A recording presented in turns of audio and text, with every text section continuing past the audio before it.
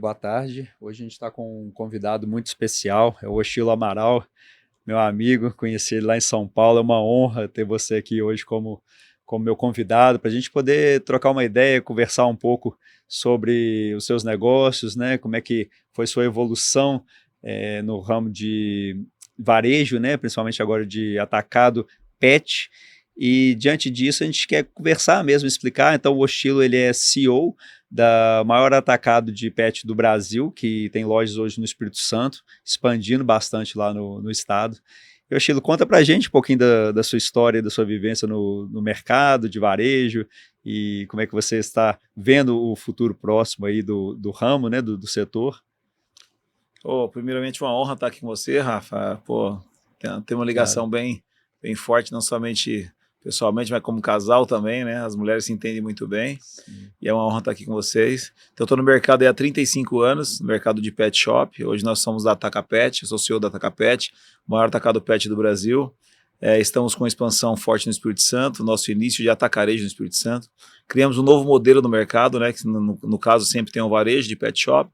Nós criamos o atacarejo de pet shop, um formato estilo atacadão, estilo açaí, ou esses grandes atacados que tem no todo o Brasil, onde você vai lá, a gente vem tanto para o cliente CNPJ, que é o caso lojista, como o cliente também pessoa física, né? Então, estou no mercado há 35 anos, comecei lá em 1991 com um pequeno pet shop, comecei no varejo, e em 94 me tornei distribuidor pet. Em 96 realmente comecei uma distribuição pet mais forte no Brasil, me tornando o maior distribuidor pet da América Latina a nível de distribuição de acessórios. Fizemos todo o Brasil aí e ficamos com distribuição até 2006, onde vendemos essa empresa. Começamos com importadora, começamos um novo negócio importado da China também. Sempre vendendo em 2010, podemos voltar no mercado em 2013, onde nós formamos o maior, de novo, né? Nos tornamos líder de segmento a distribuição pet no Brasil. Então, há uns 3 anos atrás, fomos para o Espírito Santo, devido ao incentivo fiscal, e ali tinha esse sonho no meu coração há mais de 10 anos, 2012, sei lá, 2013, de montar um atacarejo de pet. Então nós partimos, vendemos nossa distribuição e fundamos o primeiro atacarejo pet do Brasil no Espírito Santo, onde está sendo um sucesso. Esse é o nosso mercado. Então, meu mercado foi formado de pet shop, né? Desde 1991 há 35 anos nesse mercado. Um braço um pouco de empreendimentos, né? Que é a parte de investimentos que você também faz muito bem Perfeito. aí, né? E esse é o nosso mercado. Então, nosso mercado realmente é 90% lá no mercado de pet shop e um pouco do mercado de empreendimentos. Ah, perfeito. E além de investir, né, no próprio negócio e tudo, você também investe em outras áreas? Como é que é a sua atividade empreendedora? Você tem outros empreendimentos? Como é que você faz essa gestão atualmente dos seus recursos? Então, meu pai, eu lembro de criança, meu pai sempre gostou de construir, sempre gostou de ter casas de aluguéis, né? E desde muito novo, 96 talvez, já comecei a ter meus primeiros imóveis de aluguéis. Então, mesmo tendo o mercado nosso pet como o primário, a gente sempre teve a parte secundária investir no mercado de imóveis, né? Então, de 2006, quando eu vendi a empresa em 2006, eu peguei forte essa parte de empreendimentos, onde eu comecei a construir galpões logísticos para locação, fazendo sempre aquela ideia da renda passiva, de ter né, que o dinheiro Perfeito. trabalha por você. Ah, Até perfeito. ações, então, no Brasil não era muito em alta como hoje, né? Hoje o mercado de ações está muito em alta. A gente investiu, então, em imóveis, né? Então, esse é o nosso braço secundário, que deu muito certo. Então, hoje eu caminho nesses dois mundos. Tanto a parte de empreendimentos na parte de pet shop, investindo em empresas do setor, assim como fábricas, importadoras, distribuidoras, fora a minha empresa principal, que é a Atacapet. E a gente tem o braço também da parte de empreendimentos, que no caso seria imóveis comerciais ou imóveis industriais logísticos para locação. Para alocação. Então hoje você investe mais com esse foco de renda passiva mesmo para. Sim, eu acho que a renda passiva, né, eu vejo muito empresários que investiram no seu próprio negócio, e o negócio também, olhando bem, assim, é mais ou menos como ações, às vezes a ações está em alta, às vezes está em baixa, né? Eu vi muitas pessoas que investiram todo o seu dinheiro em indústrias, crescendo cada vez mais, ou talvez em negócios, crescendo cada vez mais, e esse negócio acabou quebrando por passar por uma dificuldade, ou um momento não oportuno no país. Então eu sempre tive essa ideia de investir um pouco paralelo nessa renda passiva. Aos meus 32 anos de idade, me tornei independentemente livre, né? Não precisando Sim. mais trabalhar para ter que ter a vida realmente que a gente tem hoje, né? E porque eu realmente investi no braço imobiliário. Então eu posso até analisar e fazer uma análise bem fria que eu ganhei mais dinheiro no mercado de imóveis do que no mercado de pet, embora o mercado pet seja o meu mercado principal. Interessante. É porque às vezes eu falo muito com o pessoal que me acompanha aqui na internet, justamente em relação a essa necessidade de criar uma renda paralela, né? Não só investir no próprio negócio. Então a gente vê muitos empresários, como você falou bem, de pegar todo o valor e ficar reinvestindo só na empresa, né?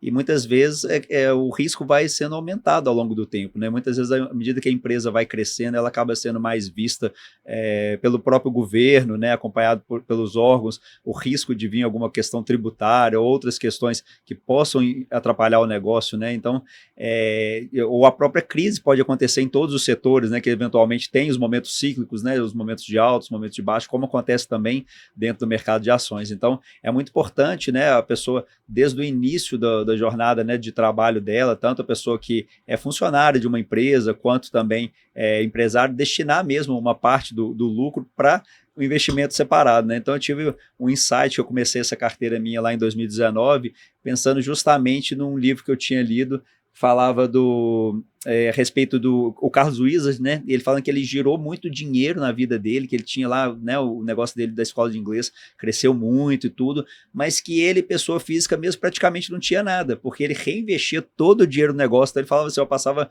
milhões na minha mão, mas eu fui ver realmente o que eu tinha ali no final da linha, eu tinha muito pouco, né? Então essa estratégia de construir um patrimônio paralelamente ao negócio principal, ela é fundamental para esse crescimento sustentável, né? Então os grandes empresários, os maiores do Brasil, né? Eu estou aqui agora na frente de um deles, né? Que é o Oshilo Amaral. Então é justamente sobre isso, né? Que eu queria comentar, que é essa ideia de construir essa renda passiva paralelamente. Então a gente tem diversas formas de construir essa renda, né? Então ele pegou uma das melhores que tem no Brasil, que é justamente no ramo imobiliário, que quem consegue selecionar bem os terrenos, né? Selecionar bem áreas com potencial de crescimento, acabam tendo uma grande tanto valorização patrimonial, que acontece com o valor investido, quanto também no crescimento de renda, que as rendas dos aluguéis normalmente são reajustadas pelo IGPM, né? Então tem uma proteção da inflação, que é uma proteção real que acontece, então isso faz toda a diferença na estruturação do patrimônio ao longo do tempo, não é isso, Achille? Estou falando? Com certeza. Cara, eu acho que assim, realmente é o dinheiro trabalhar para você, né? E a gente percebe que muitas pessoas gostam, né? Porque eu falo que nunca tem fim, né? Uma indústria, você vai ampliar uma indústria, nunca tem fim. Então, cada vez que passa, o empresário está cada vez mais motivado, quer comprar novas máquinas, de repente o mercado está bombando, assim como também a parte de distribuição, quer comprar mais caminhões, ou quer montar mais lojas, e de repente o mercado dá uma parada, e quando o mercado dá uma parada, ele sofre, e eu vi muita gente perder tudo. Então, esse braço, realmente, se você investir ou em ações, ou você investir em imóveis, lógico, com inteligência, estudando o mercado, é você investir simplesmente comprando produtos que você não conhece, ou talvez não tendo uma habilidade, não tendo uma assessoria muito boa para aquilo que você vai investir, né, você acaba fazendo besteira. Se comprar um imóvel também errado, você vai ter problema. Eu falo que você não vai perder dinheiro com o imóvel, mas você pode não ganhar. E o mais importante é você fazer com que você ganhe mais, né? E pensar sempre, eu também investi em ações, eu sou muito mal com ações, e eu pensava muito em comprar e vender mais caro, e comprar mais barato e vender mais caro. E aí, olhando alguns caras, investidores da Bolsa, que realmente fizeram fortuna, se tornaram bilionários, que é o caso do Barsi, né, Luiz Barsi no Brasil, e também lá de fora, lá que é o Buffett, né? O Buffett, né, que é um cara extraordinário, eles sempre pensaram em ações com dividendos, né? Sim, então, eu também, os meus imóveis é dividendo, a gente vai lá, constrói um imóvel, loca ele, e você tem dividendos. Então, se você pensar em dividendos, você está fazendo um bom negócio, né? Então, realmente diversificar, eu acho que é o mais importante, porque a empresa tem hora que ela dá muito lucro. Se você conseguir retirar aquele lucro e reinvestir em outra coisa, é muito importante. Eu também tive vários negócios que hoje está muito comum, tenho 20 empresas, 30 empresas, 40 empresas. Eu não gosto muito disso hoje. Eu acho que você tem que ter um foco principal, mas eu acho que é importante você tirar esses rendimentos do teu negócio, está dando muito lucro hoje, e reinvestir ou em ações ou em imóveis. Eu não sei qual que é o melhor, onde você se dá melhor. Um pouco dos dois, né, Achille, talvez. Né? Talvez seria. Exatamente. A gente estava até conversando um pouco antes, agora na hora do almoço, falando justamente a respeito dessa multiplicação possível que acontece nesse tipo de investimento, né? Então, quando a gente tem aí o mercado, tanto o mercado de imóveis, né, quanto também o mercado de ações, com foco em investir, que é muito diferente dessa especulação, né? Então, muitas pessoas acabam tendo uma decepção muito forte com o mercado de ações, justamente por buscarem investir no curto prazo. Eu, inclusive, já fui um desses, né? Quando eu comecei na Bolsa, eu achava que era possível ganhar no curto prazo, que era factível. Só que a gente vê que os grandes investidores não passaram por esse caminho, porque quase todos chegaram à mesma conclusão, que é quase impossível a pessoa conseguir consistência nesses movimentos de curto prazo. Então ela pode ganhar, às vezes, um grande dinheiro ali por um curto período de tempo, mas eventualmente o mercado muda, o cenário muda e ela acaba devolvendo aqueles ganhos que ela teve. Então, a forma mais consistente que eu vi é justamente ir se tornando sócio de grandes empresas para poder ir crescendo esse rendimento ao longo do tempo. E uma grande mudança que acontece quando a gente investe dessa maneira é justamente o foco nas oportunidades. Eu acredito que talvez seja assim também que você tenha construído seu patrimônio na parte dos imóveis, que é comprar quando o mercado está em baixa. Então, quando tem uma crise, né, eles falam que quem tem caixa é rei, né? Então, assim, no momento de crise, quem tem dinheiro é quem aproveita melhor as oportunidades que surgem. Então, com certeza, muitos imóveis mais baratos, ou principalmente no mercado de ações, acontece nesses momentos de queda, que a gente muda um pouco a visão, que o nosso foco passa a ser na quantidade de ações possuídas e não no valor aplicado. Então, essa é toda a diferença. Então, imagina que hoje tem uma ação cotada a R$10, por exemplo, né? Isso para poder entender. E essa ação cai a metade do preço. Então, com o mesmo dinheiro, você passa a comprar o dobro de quantidade de ações. E aí o que acontece na prática é o seguinte, que os dividendos eles são pagos em função dessa quantidade de ações. Então, se a empresa paga ali R$1 de dividendos por ano, então aquele R$1 ele é multiplicado pela quantidade de ações. Se você comprou essa ação mais barata, você ganhou dinheiro naquela transação ali, né? Então, um pouco dessa a essência do investimento. Então, a gente muda, né? Então, quando as pessoas têm medo, às vezes, que o mercado cai, né? Eu estou perdendo dinheiro. Não, se você não vendeu, né, se você continua sócio daquilo ali, a diferença do mercado de ações que ele gera muitas vezes esse medo nas pessoas é porque, como a cotação aparece o tempo todo na bolsa, a pessoa começa a ver a foto do patrimônio dela a cada momento. E ali nem todo mundo tem estômago para poder aguentar, às vezes, uma oscilação mais brusca. Mas quando ela tira o foco do patrimônio, ela começa a ver a renda que ela começa a ganhar e ela entende que, à medida que ela se torna sócio daquelas companhias, as empresas vão reajustar ao longo do tempo, né? Ou seja, o mercado naquele momento está ruim, mas acontece que passou o tempo, a ação continua dando lucro, a cotação vai seguir sempre o lucro da empresa.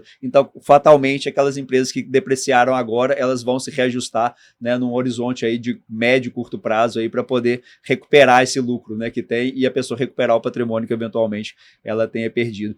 E, Yoshilo, eu queria que você compartilhasse um pouquinho também com a gente, né, a respeito desse crescimento.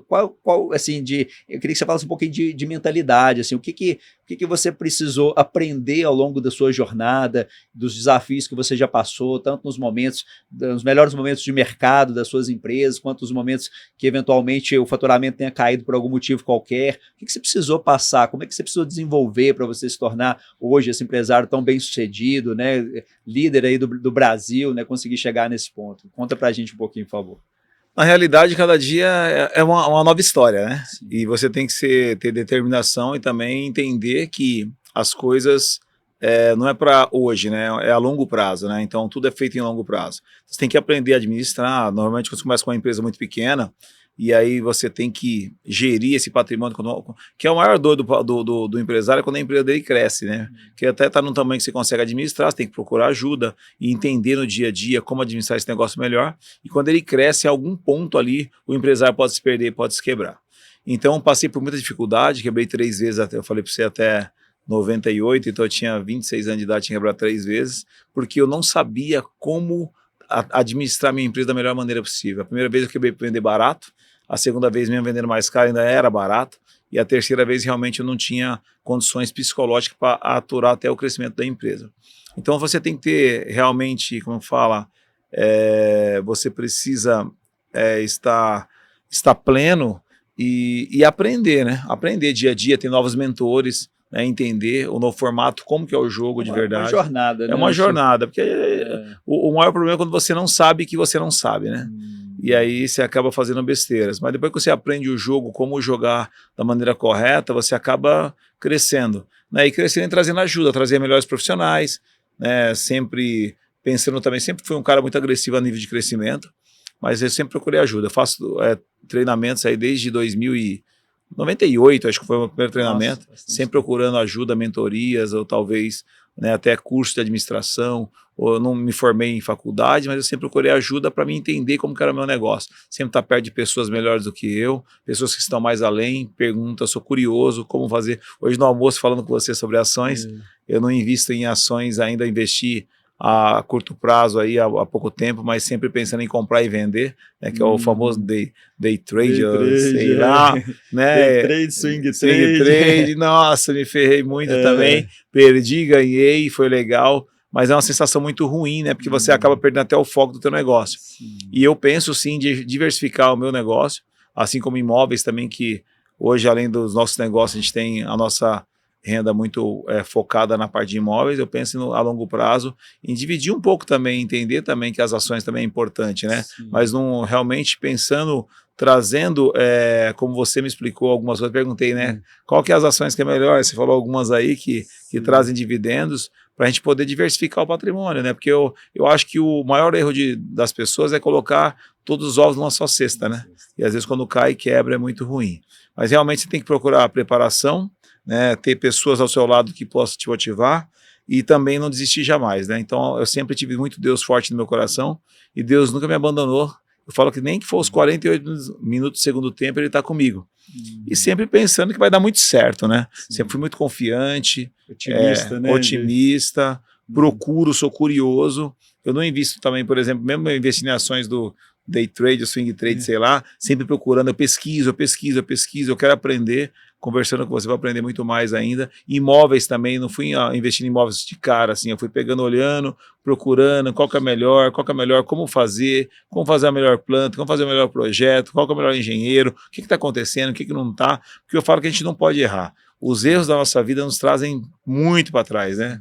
Então você contou alguma experiência da tua vida bem que você errou um pouco lá atrás, você ficou 3 anos aí patinando para poder colocar as coisas em ordem, né? Então quando a gente erra, é muito ruim. Então o melhor é que você seja, eu falo que hoje a velocidade, eu sempre gostei muito de velocidade, mas mais importante que a velocidade é a precisão, né? Então se você estiver preciso, por mais que você está tendo um retorno menor, mas se você for preciso, é muito importante para você não errar e você conseguir uma caminhada e chegar mais na frente, lá em num curto período de tempo, né? Seria isso. Perfeito. É interessante, né, gente, que a gente vai vendo a mentalidade, né, de um empresário bem-sucedido, como é que é a questão de estar preparado para poder aprender, né? Então, ou seja, a gente nunca sabe o suficiente, né, Ochilo? Então a gente sempre tem que estar nesse caminho, aprendendo, juntando com pessoas, né, tentando entender mais aquele mercado para a gente poder ter confiança necessária para poder investir e ter os resultados, né, suficientes. Então toda essa estruturação, né, isso mostra, né, a jornada dele é muito interessante, que vem contando que desde 98, né, ele já começou esse processo de capacitação e é um projeto eterno, né, Ochilo? Até certeza. Hoje você continua ainda, né, frequentando mentorias e fazendo contatos e querendo sempre desenvolver, aprendendo, né? Então, assim, isso mostra quais são os passos para o sucesso. Então, a gente vê, às vezes, algumas pessoas que se acomodam, né? Às vezes faz até ali um curso superior, mas fica naquela base ali, né? E a gente fala dessa questão que eu falo por mim, né? A gente estava contando essa experiência que eu tive uma dificuldade muito grande ali do ano de 2015, ali até o ano de 2018, ali começo de 19, que foi justamente a fase que a minha empresa também teve uma dificuldade muito grande, né? E a grande chave que eu caí ali no início, eu colocava a culpa na crise, né? Porque o Brasil teve um período péssimo ali, 2015, 2016, nosso PIB caiu nos 2 anos somados ali quase 7%, né? 3 e pouco cada ano. E eu falava assim, era muito fácil culpar a crise pelo problema, né? Falar, não, isso aconteceu por causa da Dilma, né, e tudo, mas eu não enxergava que eu não estava preparado para poder gerenciar a empresa naquele momento da forma como estava, né? Então, a partir daquilo ali, eu comecei a entender que eu precisava cada vez me preparar mais para poder conseguir gerenciar e ter os resultados que a gente precisava. E dali também eu entrei numa jornada que eu não parei também e pretendo continuar para sempre, né? E é interessante também que você falou a respeito da questão da diversificação dos investimentos, quando a gente trabalha com uma estruturação de uma carteira para algum cliente e tudo, um dos princípios básicos que a gente faz é justamente essa da diversificação.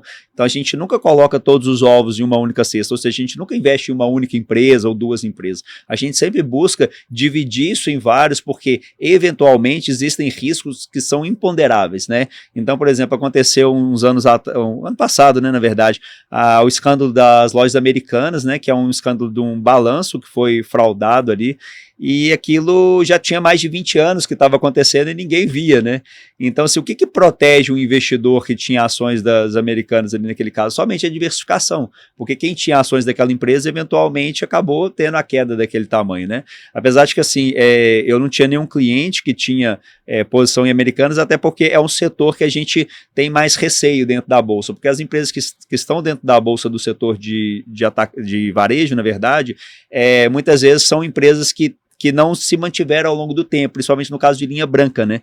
Então, historicamente, as empresas de linha branca no Brasil, elas não sustentaram por conta da nossa inflação alta, né? Cada vez que ela vai repor o estoque dela ali, ela acaba comprando por um valor que muitas vezes não compensa, ela acaba não tendo a lucratividade. Então, a gente viu aqui em Minas quebrando a Ricardo Eletro, a gente já viu a nível de Brasil Arapuã, Mesbla, Mapping, no sul Giaronso e várias outras empresas não sustentaram, né, dessa linha branca. Então, a Americanas é um tipo de empresa que a gente tende a evitar normalmente, né? Então a gente foca muito em investir em empresas que já estão mais consolidadas, vamos dizer assim, né? Então existem empresas na bolsa hoje que têm quase 200 anos. Então imagina uma empresa de 200 anos, ela já passou por tudo, né? Já passou por vários governos, por guerras e tudo, e as empresas continuam crescendo a cada ano mais, que é o exemplo da Klabin, por exemplo, né? Que é a maior produtora de celulose, uma das maiores do mundo, né? A maior do Brasil, uma das maiores do mundo, né? Então a gente tem vários setores que são abrangidos por essa carteira. Então, eventualmente, na hora de estruturar, a gente vai buscando essa diversificação. Então a gente busca, e sempre analisando também o momento, se é o momento favorável daquela empresa. Então a gente diversifica em setores, por exemplo, mineração, siderurgia, papel e celulose, petróleo, energia elétrica, seguros, saneamento, eventualmente bancos, né, que é um ramo muito rentável dentro do Brasil, né, principalmente por conta do histórico das nossas taxas altas de juros e de inflação que a gente teve e tudo. Então é um pouco dessa ideia, justamente contribuindo com o que você acabou de falar, de observar essa questão da diversificação dentro do mercado. E um ponto que chamou muita atenção, né, em relação a essa questão da mentalidade, né, que é essa questão da resiliência, né? Então, o Chico estava contando que passou 3 vezes por dificuldade e ele não desistiu, né? Sim. Então, se tivesse desistido da primeira vez, né, o Chico, você não estaria hoje no ponto que você chegou, né? Não desistimos nunca, cara, com certeza. Sempre ali, eu falo que o empresário brasileiro, ele tem que tirar coelho da cartola. Quando você começa a ver o sucesso de todo empresário, ou alguém que chegou lá no bilhão, ou está fazendo bilhões, sei lá, ou multimilionário, ele teve sempre na sua carreira tem um ponto assim que você fala, tomou uma decisão e você mudou o teu negócio. Então, toda vez que você muda o teu negócio, você cresce, né? Então, sempre procurei algo diferente, sempre procurei ser o diferencial do mercado, sempre procurei ser o líder do mercado.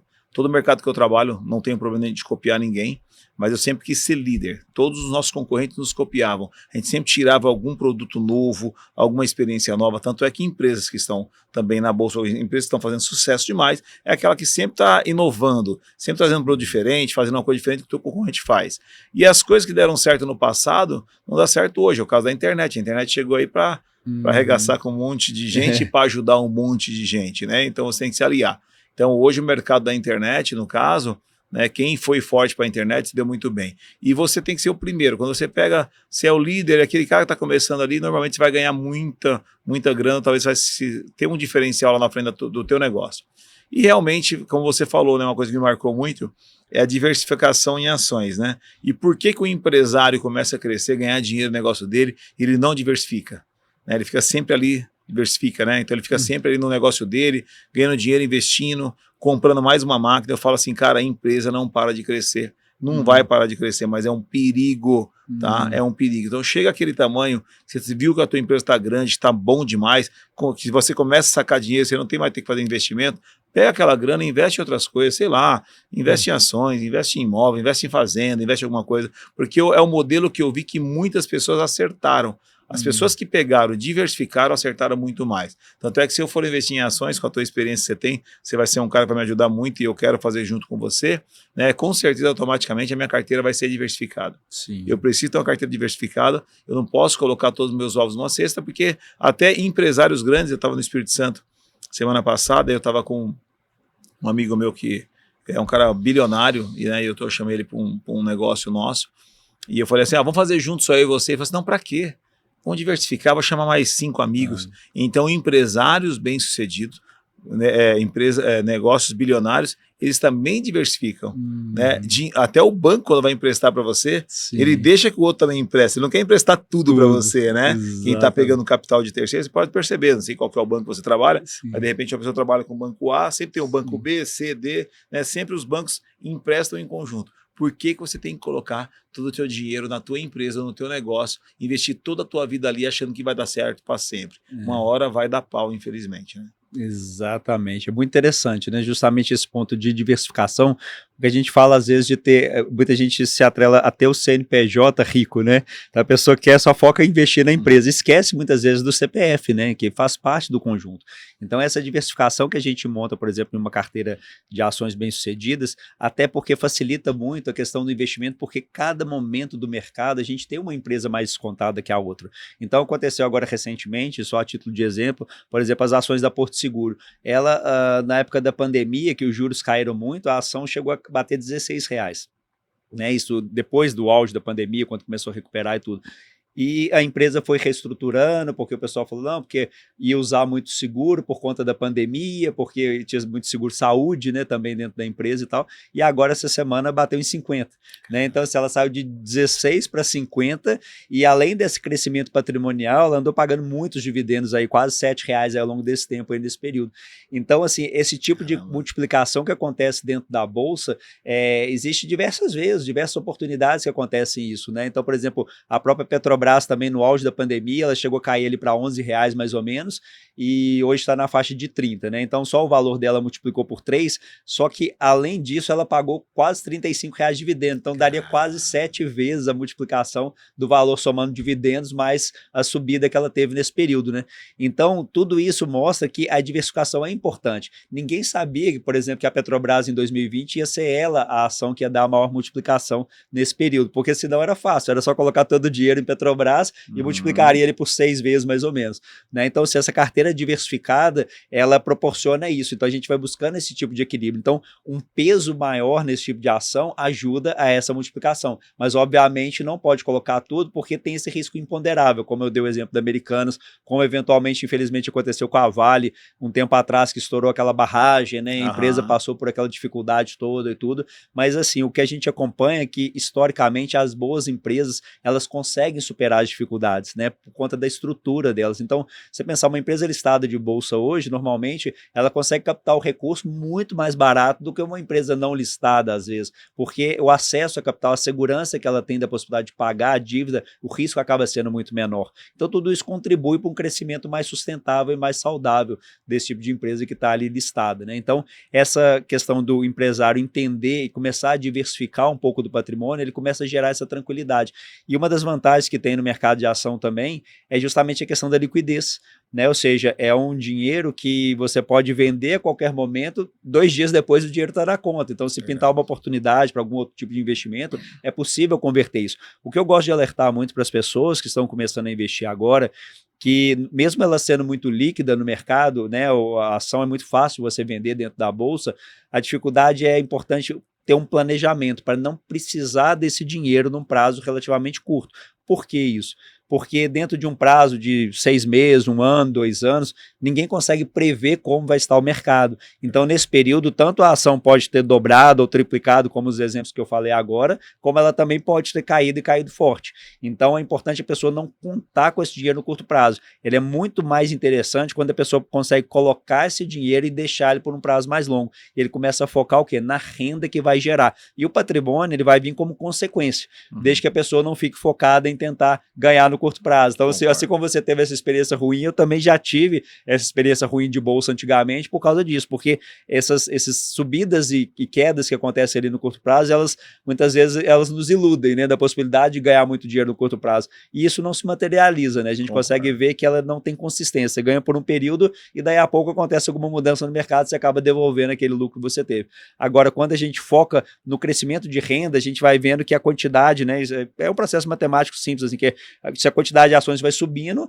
ela vai subindo também a renda. Então, consistentemente, você vai tendo cada mês mais uma renda maior, né? Um pouco dessa ideia da estruturação desse tipo de carteira, né? É tipo imóvel barato, né? Imóvel barato eu quero comprar, né? Exatamente. Porque eu sei o preço de mercado. E também não quero vender, eu não compro imóvel para vender.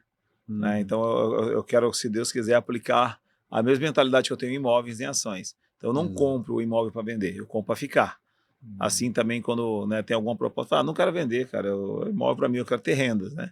E eu quero também ter ações com renda. E quando o imóvel está barato, eu quero comprar. Então, quando a ação estiver barata, eu não quero ficar, porque normalmente a gente fica chateado, né? Pô, comprei, sei lá, R$ 1 milhão em ações, agora minha ações está valendo 700 pau, estou perdendo 300. Mas talvez seja uma boa oportunidade para comprar mais 700 e transformar 1.400.000 talvez em 2, 3 ou 4 milhões, né?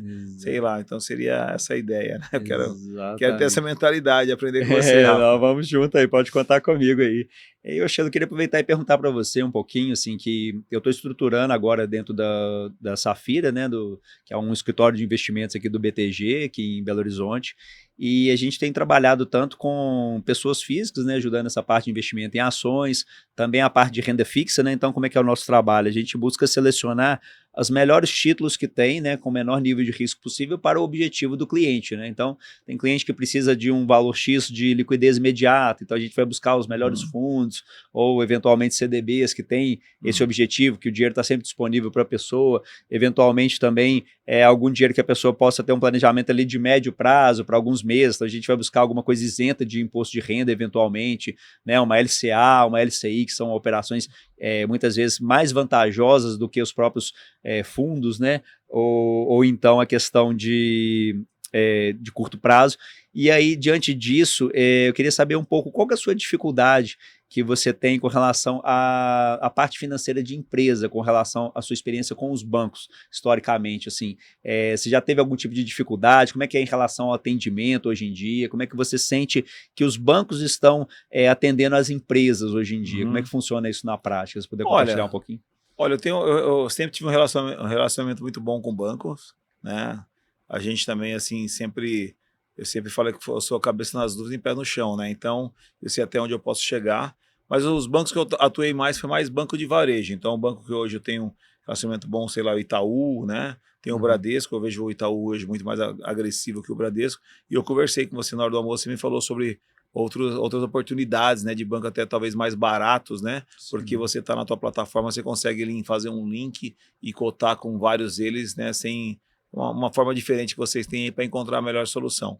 Aí, lógico, vai estar sempre dependendo do cadastro, talvez ser o empresário brasileiro, eu sempre me antecipei aos fatos, eu gosto de antecipar, mas às vezes a pessoa quer pegar dinheiro quando ele está já na última hora, né? E aí, na última hora, o banco vai pedir um cadastro, vai pedir um relatório, vai pedir um balanço, alguma coisa. Então, eu acho que é sempre muito importante para o empresário ele estar com os dados dele sempre atualizados, os balanços dele sempre atualizados, né? Assim, até vai ficar mais fácil, porque o banco vai pedir para você, e, logicamente, abrir mais o leque para outros bancos também, né? De ter um cadastro maior e sempre se preparar, né? Será se eu. Né, porque eu tenho que olhar um raio-x de 6 meses, né? Vou me apertar daqui 6 meses, daqui 3 meses, 90 dias, vou precisar de grana. Então, eu sempre falei com meus gerentes antecipadamente. Eu nunca deixei falar em cima da hora. Falou, cara, ó, talvez daqui uns 60, 90 dias preciso de uma grana, ver meu cadastro como é que tá, né? Surgiu uma oportunidade e tal. Ou talvez deixar um crédito pré-aprovado para surgir alguma oportunidade de negócio também. Mas sempre que eu gostei de me antecipar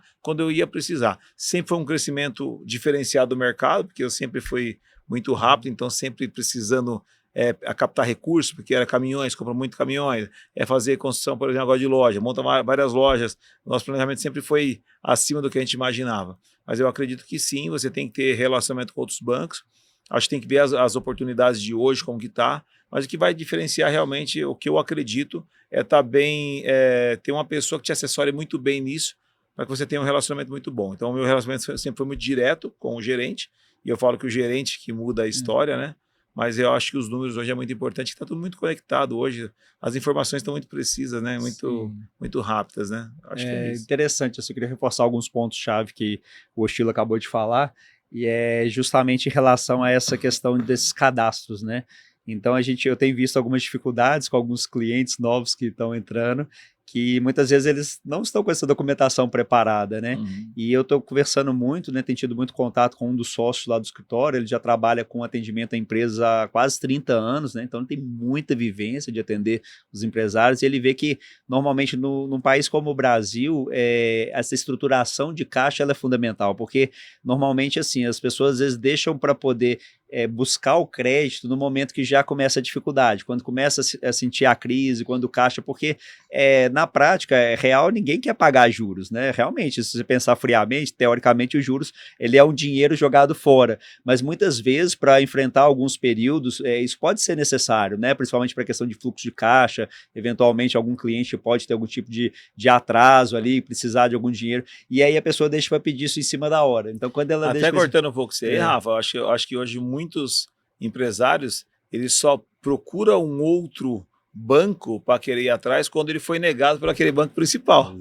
Aí é pior ainda, né? Porque o cara já está atrasado, o banco já negou, ele quer que o outro banco seja muito mais rápido e não tem documentação, não vai sair, né? Não vai sair. Exatamente isso que a gente vê. A gente vê, às vezes, as pessoas procurando um crédito, muitas vezes no momento que ela já esgotou as possibilidades, né? Então ela já foi negada em várias opções e viu que não está funcionando, né? E aí ela vai buscando no desespero e não acontece. Então é muito importante essa metodologia, né, que o Ostilo usa, que é justamente estar sempre preparado, porque as oportunidades surgem de um dia para o outro, né? Então você não pode esperar, às vezes, né? Tá tudo preparado, você até envia, porque querendo ou não, gente, o banco ele tem uma certa burocracia, isso não vai ter como avançar, porque ninguém vai emprestar 10, 20 milhões de reais para a pessoa com base, né, só na primeira conversa. Essa documentação ela é fundamental, o banco quer saber, claro, os números da empresa, ele quer saber se o cliente tem capacidade de pagamento, essa é a essência do jogo, né, funciona assim, e o empresário de sucesso, ele aprende a jogar esse jogo para poder ter bons resultados. Então é essa a ideia, né, foi muito importante você falar do que acontece na prática, né, dar uma orientação para o nosso público, para poder as pessoas começarem a se preparar antes, né? Então, aquilo que o Humberto fala muito é isso, que os grandes empresários que têm mais sucesso são aqueles que ficam com esse dinheiro em caixa, eles estão ali sempre preparados, eles já se antecipam a esses movimentos, eles não deixam chegar no momento de necessidade para poder pegar o dinheiro, né? Então, essa base funcionando bem, né, ela vai ter mais tranquilidade no futuro, e se isso não estiver bem estruturado, eventualmente, é porque a gente vê, às vezes, empresas lucrativas quebrando por falta de caixa, né? Então é um movimento realmente interessante a gente poder analisar, né? Um outro lance é que até que nível de investimento a minha empresa ela suporta investir. Porque você começa a crescer demais, o crescimento demais também te quebra. Então eu falo que vender demais te quebra. Então você tem que saber, cara, até quando eu posso vender mais? Até quando eu posso investir mais? Porque se você pegou, é muito simples, a conta é assim, vamos supor que a tua empresa, sei lá, dá 100 mil reais de lucro líquido. E você começa a fazer investimento, onde esses investimentos você vai pagar mais de 100 mil reais de juros, automaticamente não tem como, né? É o que acontece em grandes empresas quando quebra por causa de ser. Por quê? Porque o que ele tem de empréstimos, o que ele paga de juros, automaticamente reflete no resultado dele. Então é importante saber até onde eu posso ir, né? Lembrando que, né, eu dou um passo, acerto, dou outro passo, então fica muito cuidado com isso aí, porque se tiver juros demais a pagar, automaticamente se a tua empresa, sei lá, mesmo que a minha empresa dá 1 milhão de lucro líquido por mês, por exemplo, tá, mas você tem 1 milhão e 200 mil de parcela de juros para pagar, vai dar pau, não tem como, né? Então até onde eu posso ir meu investimento? Então tá, eu tenho 1 milhão de lucro líquido por mês, mas eu tenho aí 500 mil de parcela de juros para pagar, tudo bem, ainda dá. Tá saudável, né? Talvez saudável, pagar um pouco mais, é muito caro, mas ainda consegue fazer. Mas quando você ultrapassa o que você paga de juros do que você tem de lucro, ou de repente dá uma queda do mercado e esses juros ficam maior do que você tem de receita, aí o problema começa e infelizmente você vai acabar arruinado e vai acabar quebrando, né? Perfeito, exatamente. Então, isso que a gente observa que a nossa economia ela é muito instável por natureza, né? Desde sempre. Então, por mais que o Plano Real tenha criado uma certa estabilidade, mas na prática a gente vê que durante esse período, várias vezes a inflação chegou a 2 dígitos aí durante algum tempo, né? Então, a questão do dólar também influencia muito, né? Algumas empresas específicas, principalmente as que dependem, né, de importar produtos de fora, né, e que o custo aumenta muito. Então, essa questão desse crescimento sustentável faz toda a diferença, né? Então, a empresa saber quando é o momento dela dar o passo, né, e nunca com a velocidade mais rápida do que ela suporta, né, do que o caixa da empresa suporta, né. Então tudo isso faz a diferença para evitar que a gente tem esse índice tão grande de tantas empresas quebrando no curtíssimo prazo, né? Então, o Brasil ele tem um número muito grande de empresas criadas anualmente, mas poucas dessas empresas sobrevivem, né? E eu acho que a pandemia veio para poder aumentar ainda mais isso, né? Porque muita gente que trabalhava ali de carteira assinada resolveu começar a empreender depois desse período, quis criar uma certa liberdade, né? E tudo, mas a pessoa tem que se preparar, né? Acho que uma coisa que a gente queria reforçar, que o Ostilo já falou, que que é justamente a respeito dessa questão dessa jornada de conhecimento, né? Então a pessoa investir em capacitação, em preparação, em fazer essas conexões com pessoas mais preparadas, que já estão mais estruturadas, para poder não errar por conta própria, né? Então as pessoas às vezes ficam buscando aprender as coisas na tentativa e erro, né? E a gente pode aprender com o erro dos outros, né? Uma forma muito mais barata da gente aprender, né? Através de um livro, através de um curso, uma mentoria, que às vezes as pessoas já passaram por problemas parecidos que a gente e elas já conseguiram superar e podem nos dar ideias de como resolver esses problemas sem que a gente tenha que entrar naquele buraco para poder ter que buscar sair dele sozinho, né? Então muitas pessoas ficam presas nesse ciclo de ficar ali dando murro em ponta de faca, tentando resolver tudo sozinho, né? Principalmente o empresário, muitas vezes ele acaba ficando um pouco mais solitário ali, né? Tentando achando que o negócio dele só ele que sabe gerenciar, só ele que entende o negócio, mas às vezes outros negócios correlatos podem dar uma base nesse ponto de apoio para ele poder ter essa tranquilidade, né? E outra coisa, né? O que acontece? Quando é que você quebra? Quando você organiza. Porque quando você está começando, é tudo desorganizado, é você mesmo que vende, você mesmo que cobra, você mesmo que entrega, tá tudo perfeito. E quando você vai organizar, porque a empresa precisa ser, para a empresa crescer, ela precisa se organizar. Mas quando você organiza, é o primeiro ponto onde as empresas quebram. Porque quando você vai organizar, você tem uma pessoa no escritório, mais um funcionário, mais uma pessoa. A organização, ela custa caro, mas ela te leva a um nível onde você nunca imaginou chegar. Em empresas bem organizadas, as empresas centenárias da Bolsa aí, que são muito bem organizadas, né? Só que esse período de você sair da, talvez, ou informalidade, ou de começo de negócio, para você organizar, ou não organizado para organizar, você pode quebrar também. Então, a cada passo que você dá maior na tua empresa, tem uma nova dificuldade. Então, que você aprenda, né, com isso. Eu acho que é importante você, sim, delegar, é importante, sim, você terceirizar, é importante você ter novas pessoas, mas você entender o momento da tua empresa. Cada vez que você organiza mais, ela dá menos lucro, só que ela vende mais e você ganha no montante. Mas o importante é você estar preparado para isso. Onde tem pessoas que, infelizmente, por desorganização, aí começa a crescer e acaba quebrando porque tem que organizar o negócio. Então, o negócio tem que ser organizado, sim. Passou? Ah, que legal, deu 30. Deu? Então, beleza. Vamos finalizar aqui já. Que legal! Que bom, 1h30, né, moça? 1h30. Não, já vou fazer um fechamento aqui, então. Tá, vai lá. Perfeito. 5 minutinhos aqui, obrigado. Sabia, Fui tava eu, só tranquilo, aguardando achei ela. que ia começar, foi bem. Ô, Sheila, deixa eu pensar aqui, peraí. Ô, Sheila, pensando agora no futuro, o que você pensa em relação ao seu mercado? Qual que é a sua expectativa aí para os próximos anos? Cara, nossa ideia realmente é a gente expandir com o atacarejo, né? Então, esse ano a gente finaliza com 8 lojas da Atacapet no Espírito Santo. O ano que vem a gente quer abrir mais 12, 26, 12, 27, 12, 28, 12, inteirando 44 lojas. E depois a gente avançar para outros estados. É um mercado ainda muito promissor. A gente realmente é um mercado que eu gosto do varejo, eu gosto tá ali, né, do atacarejo no caso, né? Eu gosto de estar ali junto com a equipe crescendo, tem que organizar muito, então eu tenho bons olhos para isso. Quero continuar também nessa parte de empreendimentos também aí. Quero aprender muito com você, né?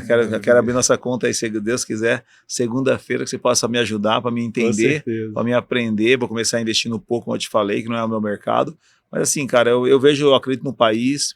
Eu acredito no crescimento do Brasil. O Brasil já tivemos períodos muito mais difíceis, com inflações aí, sei lá, de 80%, já vivi isso, né? Vivi a época do IRV e tudo mais, e o brasileiro, a gente sempre, a gente consegue dar a volta por cima e crescer.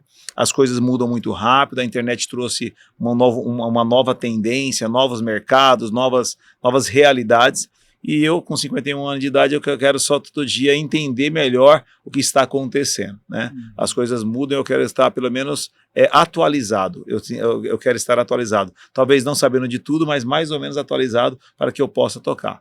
Então é isso, cara, é o que eu penso em continuar prosperando, progredindo, penso também sempre em ter Deus como centro da nossa família, da minha casa, né? E da minha vida também. E é isso, cara, colocar Deus em primeiro lugar e ter fé e crescer e vamos que vamos, né? É isso aí. Gente, eu queria agradecer muito aqui pela presença do Oshilo, assim, foi uma honra para a gente poder bater esse papo. Vocês viram o que é o compartilhamento dessa experiência, né? Então, quem está ouvindo, com certeza vai agregar. Então a gente estava conversando disso na hora do almoço, o tanto que às vezes uma coisa que a gente escuta de uma outra pessoa já leva a gente a ter uma ideia, às vezes a gente resolve um problema, uma coisa simples, às vezes que a pessoa já passou por aquela situação, é simples para ela, mas para quem ainda não viveu, não precisar viver aquela dificuldade, né, ou resolver aquela dificuldade que ela está enfrentando. Então isso faz toda a diferença.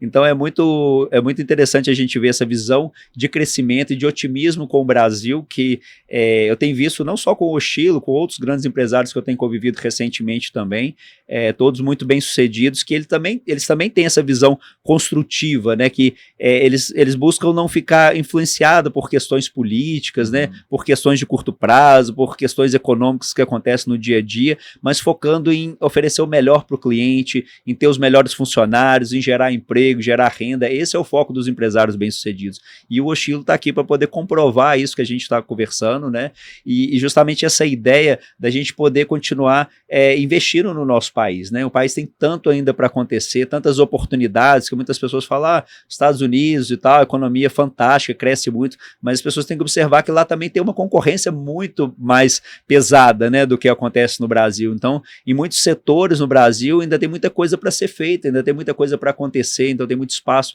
para poder crescer ainda aqui em muitos setores, né? A questão da economia vai crescer muito, né, independentemente de governo, né, e principalmente se acontecer essa mudança do governo, ela tende a crescer mais rapidamente, toda essa estrutura. Então, não, perdi totalmente. Vai. Meu Deus, eu queria finalizar com o negócio aqui, fugiu o que eu ia falar, tinha um negócio legal para... Peraí, meu Deus, deixa eu lembrar aqui. Peraí. Vai ser o primeiro corte, cara. Agora eu tava indo bem, agora, peraí, só pra... Não, fugiu totalmente, meu Deus do céu. O Chilo fugiu. Rapaz, é o seguinte, a gente tem que acreditar sempre, né? Sempre a nossa... como você contou da sua história aí, a gente acredita muito, né? Deus sempre no centro ali, e a gente tem que ter fé em Deus e ir pra cima, cara. Gostar de gente, eu falo que as pessoas que a gente contrata na Atacapet não são pessoas que gostam de pet. Tem que gostar de pet, tem que gostar de gente. Quando a gente gosta de gente, a gente quer o bem do próximo, que a gente quer o melhor do próximo, tudo dá certo na nossa vida. Então, quando eu fico muito alegre quando eu vejo o meu amigo prosperar, quando eu vejo amigos prosperarem, como concorrentes também prosperarem, porque, cara, se deu certo para ele, vai dar certo para a gente também. E aí cada um tem sua jornada, cada um no seu tempo, um mais à frente, outro mais atrás. A fila da frente é muito grande, mas a fila de trás é maior ainda, né? E eu agradeço a Deus por Deus ter feito, no meu caso, de um cara improvável se tornar provável, né? Então, mesmo lá do zero lá, chegando onde a gente chegou, e a gente sabe onde a gente vai chegar ainda, né? Que tem muita história boa, muita história bonita pela frente, né? E cada dia que passa, com mais experiência, com mais conexão, as conexões também nos ajudam bastante. Pessoas que já abriram caminhos novos que a gente ainda não percorreu. Então eu gosto muito de estar perto de pessoas que, seja familiar, seja no casamento, seja no negócio, pessoas que já passaram por onde eu não passei. Esses mentores da vida nos ajudam a gente chegar onde a gente tem que chegar, porque nossos sonhos são muito grandes, né? A gente tem muita coisa pra gente ver na vida. Eu estava conversando com o Oshilo, eu quero até profetizar isso aqui, aproveitar esse momento que eu falei com o Oshilo assim, daqui a alguns anos nós vamos levar a Atacapet para a Bolsa de Valores, né, Oshilo? Então, cara, a gente vai aproveitar a próxima janela e lá nós vamos abrir o capital de bilhões lá na Bovespa, se Deus quiser, cara. Então, assim, é muito interessante ver essa jornada de crescimento, né, toda essa estruturação para poder avançar e chegar onde chegou e tudo que ainda vai ser construído, né? E sempre, uma coisa que eu gostei muito, né, que a gente se conectou muito desde que eu conheci o Oshilo, que ele busca muito, o que a gente estava conversando hoje, a questão do equilíbrio, né? Ele é um empresário muito bem sucedido, mas ele não abre mão da questão da família, a questão da relação dele com os filhos, né, toda essa estrutura de manter um equilíbrio de vida saudável, né, Oshilo? Você frequenta a academia diariamente e tudo, então tudo isso é importante. Então a gente vê muita gente... Deus, né, a parte espiritual fundamental dentro dessa estruturação, né, Oshilo? Não tem como falar disso, cada vez mais a gente tem visto a influência, né, da parte espiritual dentro da nossa vida, tudo que ela faz dentro do que a gente se propõe a fazer, né, e essa questão da contribuição, né, de crescer e contribuir. Então, quando você vê a pessoa que quer ajudar o próximo, né, então se ela está focada não só no resultado dela, né, ela foca em ajudar as outras pessoas também, né, então tudo isso faz toda a diferença. Então, eu quero realmente agradecer mesmo o Oshilo aqui pela presença, veio de São Paulo e está nos dando a honra, desse tempo aqui para poder conversar com a gente. Muito obrigado por todo o compartilhamento, Ostilo. Eu te desejo todo o sucesso do mundo em tudo que você empreender, e conte comigo aí na jornada, o que precisar que eu puder ajudar, que é o nosso alcance, tá certo? Nós estamos aí, vamos junto aí nisso aí. Gratidão tá e Safira Investimentos. É isso aí. Esse é um cara... Ataca a pet, hein, gente? Daqui a pouco em Minas, hein? Tá lá no Espírito Santo e daqui a pouco vai chegar em Minas, em breve, hein? Ô, Rafael, o melhor negócio que tem é você fazer negócio com pessoas honestas, né? E eu vi a tua preocupação no almoço, fala assim, cara, eu não consigo investir o dinheiro errado do meu cliente numa ação tal. Então é por isso que, se Deus quiser, queremos fazer ótimos negócios aí. Parabéns. Perfeito. Que Deus abençoe sua vida. Amém. Muito obrigado. Você também, Ostilo, que Deus te abençoe. Tamo junto. Obrigado. Só alegria. Ô, garoto. Ostilo, valeu demais. Obrigado. Só alegria.